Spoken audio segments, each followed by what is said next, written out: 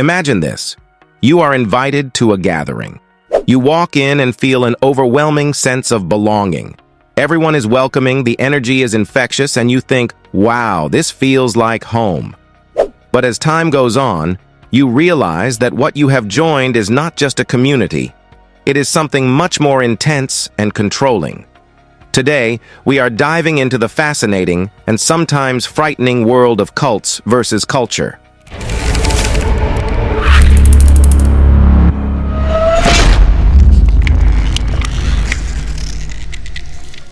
Culture. To start, let us clarify what we mean by culture. Culture encompasses the customs, social behaviors, arts, beliefs, and institutions of a particular group or society. It's the shared patterns of behavior and interaction that are learned and passed down from generation to generation. Whether it is the vibrant festivals of India, the solemn ceremonies of Japan, or the communal meals of Italy, culture shapes our identities and binds us together as humans. Culture is about expression, identity, and belonging. It's the collective voice of a group that shares a common heritage, language, and tradition. It evolves over time, adapting to new influences and circumstances. This adaptability is key to its resilience, allowing cultures to thrive in changing environments. From ancient rituals that have been performed for thousands of years to modern cultural phenomena like social media trends, culture is dynamic. It reflects who we are, where we come from, and how we view the world around us. It's inclusive, meant to be shared and celebrated. In addition, crucially, it evolves, blending old traditions with new practices to create something living and vibrant. What is a cult? On the other hand, a cult is a group or movement with a shared commitment to a usually extreme ideology. It often revolves around a charismatic leader or a set of beliefs that are seen as revolutionary or exclusive. The term cult often carries a negative connotation, evoking images of manipulation, coercion, and control. But it's essential to understand that not all cults are the same, and not all are harmful, although many can be. While culture celebrates diversity and community, cults often demand conformity and devotion. The differences might seem stark, but there's more overlap than you might think. A cult isn't necessarily defined by its beliefs, but rather by its methods. It is about control, manipulation, and exploitation, often under the guise of spiritual or personal enlightenment. Cults can take many forms: religious, political, self-help groups, or even fitness communities. What they share is a structure designed to control members through psychological manipulation, social isolation, and sometimes physical confinement. The thin line between cults and culture. Here is where it gets tricky. Where does culture end and a cult begin? The line can be razor thin. Both cults and cultures provide a sense of belonging, shared values, and communal identity. They both use rituals, symbols, and language to bind their members together. So, how can we differentiate?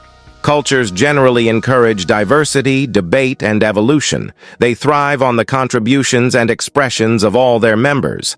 In contrast, cults often suppress individuality, discourage dissent, and enforce strict rules that can lead to psychological and sometimes physical harm. The community in a culture is open-ended, allowing for dialogue and change, while in a cult, the narrative is fixed and questioning is forbidden. One way to tell them apart is to look at how they handle criticism. Cultures often welcome it, seeing it as a path to growth and understanding. Cults, however, perceive it as a threat, punishing those who challenge the status quo. Characteristics of a cult. Let's break down some common characteristics of a cult. 1. Authoritarian leadership. A single leader or small group of leaders hold absolute power, often claiming special knowledge or divine authority. 2. Isolation. Members are often encouraged or forced to cut ties with outsiders, including family and friends, to strengthen group loyalty and control the flow of information. 3. Totalism. The group often dictates nearly every aspect of members' lives, including their diet, sleep patterns, relationships, and finances. 4. Us versus them. Mentality. Cults frequently promote an exclusive worldview that pits them against everyone outside the group, often fostering fear and paranoia. 5. Demand for loyalty. Cults require absolute loyalty and often employ various psychological tactics to ensure compliance, such as public confessions, shaming, or financial and emotional exploitation. These characteristics are designed to create dependency and compliance, often at the cost of personal freedom and well-being. Cult leaders often use techniques such as love bombing, showering new members with attention and affection, to quickly build emotional bonds, making it harder for individuals to leave once they start to notice red flags. By the time members realize something is wrong, they may already be isolated both socially and emotionally from their former lives. This isolation can make it incredibly difficult to escape when culture becomes cult-like. But it is not just recognized cults that can exhibit these traits. Sometimes even mainstream cultures can take on cult-like qualities. Take sports fandom, for example, where devotion to a team can sometimes lead to intense, almost irrational behavior. On the other hand, consider corporate cultures that demand unwavering loyalty, excessive hours, and conformity, punishing those who dare to challenge the status quo. It is a reminder that while culture can be a beautiful expression of our shared humanity, it can also slip into something more dangerous if it stops encouraging individual thought and starts demanding blind loyalty. Understanding this spectrum is vital. It is not about labeling every intense group as a cult, but recognizing when the principles of control and conformity are overshadowing the values of freedom and individuality. Why do people join cults? It is easy to wonder why anyone would join a cult in the first place. The truth is, many people are drawn to cults during vulnerable times in their lives. They might be experiencing a crisis, feeling lost or isolated, or simply seeking meaning and community. Cults exploit these vulnerabilities by offering seemingly simple solutions to life's complex problems. They promise belonging, purpose, and often a sense of superiority or secret knowledge. For those who feel marginalized or disillusioned, this can be incredibly appealing. The initial stages of joining a cult can feel euphoric. Members might feel they have finally found a place where they belong, where their questions are answered, and where they are surrounded by like-minded individuals. But this honeymoon phase doesn't last forever. Over time, the darker aspects of the group's dynamics begin to surface. Escaping the cult mentality. Leaving a cult is never easy. It requires tremendous courage to break away from a community that once, for many, the journey out is as complicated as the journey in. It is a process of reclaiming one's identity, rebuilding trust in oneself and others, and often coming to terms with trauma and loss.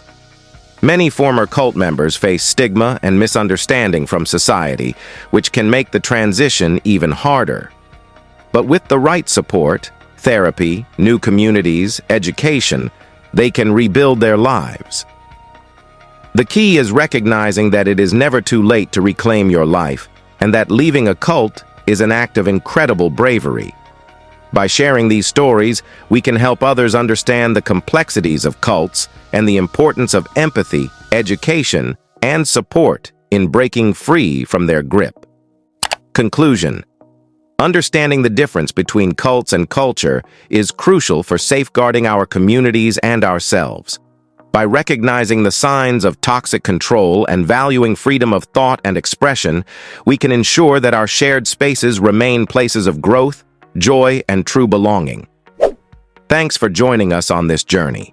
If you found this video informative, please like, share, and subscribe for more deep dives into the fascinating world of human behavior and society.